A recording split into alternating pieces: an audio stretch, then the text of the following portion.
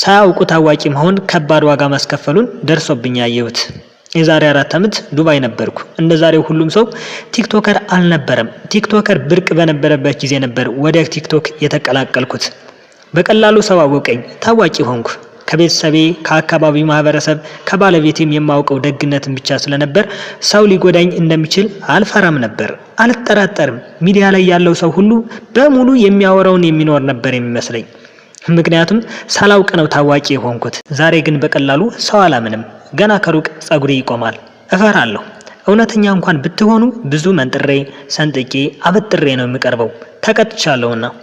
ወደ ጉዳይ ስገባ ምንም እንኳን ልጅቱ ሲፈጥረኝ ሁሉ ዘመዴ ሁሉ ወዳጅ አይነት የጅንነት ደግነት የሚያጠቃኝ ቢሆንም የቅርብ የምላቸው ደግሞ ጓደኞች አሉኝ። እነሱም ገነት ለምን በታዋቂነትሽ አትጠቀሚበትም? ለምን የባህል አልባሳት አትከፍችም? አይነት ጥያቄ አመጡ። እኔም የምሰራው ኮንትራት ቤት ነው፣ በቂ ገንዘብ የለኝም አልኩኝ። 2 የመዳም ቅመም ጓደኞቼ አንዷ ከሳውዲ አረቢያ 5500 ሪያል፣ አንዷ ከዱባይ 5700 ድርሃም አዋጥተው ሰርተሽ ትመልሻለሽ፣ አንቺ ጠንካራ ነሽ፣ ትችያለሽ በሚል ሊሰጡኝ ተስማሙ። እኔም መዳም ቤት ሆኜ ለሞክረው መውጣቱን ፈራሁኝ፣ ውጩን ፈራዋለሁ፣ ለምን እንደሆነ አላውቅም። እናም እዛው ኮንትራት ቤት ሆኜ ውጭ ላይ የሚኖር ሰው በተለይ በአካባቢነት በአማራነት ጥሩ ነው ብለን ያሰብነውን መርጠን ተስማምቶ ገንዘቡን አስገቡለት። ስንነጋገር እኔ ከስተመር ማምጣት፣ ኦርደር መቀበል፣ እሱ ደግሞ እቃ ከኢትዮጵያ መቀበል፣ ወደ ከስተመር ማድረስ ነበር። ስራው አዋጭና ጥሩ ነበር። እናቴ ከበሽታ በቀር ሁሉም ይውደድሽ ብላ የምትመርቀኝ ነገር በገሃድ የደረሰኝ አይነት ልጅ ስለሆንኩ ሰው ለጉድ አልባሳት ኦርደር እንደ ጉድ ያዝ ነበር። የሆነ ጊዜ ላይ ከኢትዮጵያ መጣነውም ልብስ 4 ቀሚስ ሲቀር ሌላው ተሽጦ አብሮኝ የሚሰራው ሰው መኪና የተበላሸች በሚል ስራውን አቆመ።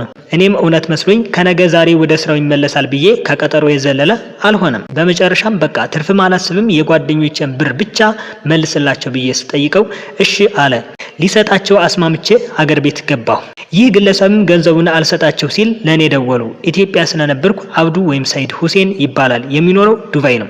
የተወለደው ከላላ የሚባል ሀገር መሆኑን ስለማውቅ እየጠየቅኩ ከቤተሰቦቹ ጋር ባለቤቴ በመሄድ ስለ ጉዳዩ ሊያስረዳቸው እንደሚከፍል ተናግሮና አምኖ ቀጠሮ ይዘን ከአባቱ ጋር ተመልሰን መጣን። ከዛ የባለቤቴን ሞት ጨምሮ በርካታ የማህበራዊ ቀውስ አጋጠሙኝና ስብርብሬ ወጣ። እሱም ይህን አጋጣሚ በመጠቀም ምን ታመጣለች አይነግር ተሰማው መሰል ጓደኞቼንም እኔንም ብሎክ አደረገን። ህፃናት ልጆችን ለቤተሰብ ጥዬ እኔም ተመልሼ ወደ ዱባይ መጥቼ የህግ ባለሙያዎችን አማክሬ በህግ ለመክሰስ ሞከርኩ። ግን ደረሰኙ ከ2 ዓመት በላይ ስለሆነ አይቻልም አሉ።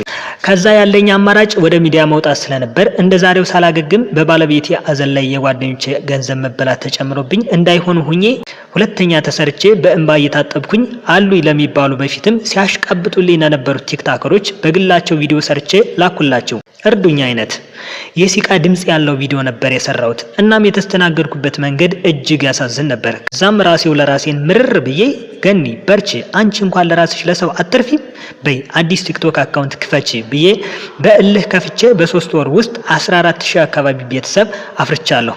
ከሚዲያ ርቄ ለመኖር ነበር አላማዬ። ቢሆንም ግን መጀመሪያ ባልወጣሁ፣ የጓደኞቼንም ገንዘብ ባላስበላሁ፣ አሁን የምን መሸሸጋ ማረሽ ገኒ ውጭና ያበላሽሽውን ነገር ከህዝብ ጋር አስተካክይ ብዬ ለራሴ ነግሬ ሰሞኑን በቲክቶክም በፌስቡክም አዲስ የሰው ሀቅ የማስመለስ ዘመቻ ለመክፈት አስቤ ነው የመጣሁት።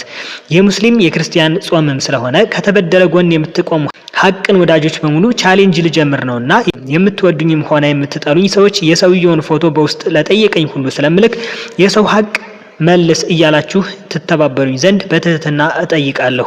እኔ በነገራችን ላይ ፎቶውን እኔ እዚህ ላይ ያለጠፍኩት በሀገሪቱ ህግ ስለሚያስጠይቅ ነው። ከዱባይ ውጭ የትም ቦታ ያላችሁ ግን ቻሌንጁን በመቀላቀል አግዙኝ ስለፈጠራችሁ አምላክ። የሰው ሀቅ እሳት ነው፣ የሰው ሀቅ ደም ነው፣ የሰው ሀቅ እንባ ነው። ውድ የጽናት ሚዲያ ቤተሰቦቻችን የዚህችን ልጅ ገንዘብ ለማስመለስ ቪዲዮ ላይክ፣ ሼር፣ ቻናሉን ሰብስክራይብ በማድረግ ለብዙ ሰው እናድርሰው። እናስመልሰዋለን ገንዘቧን።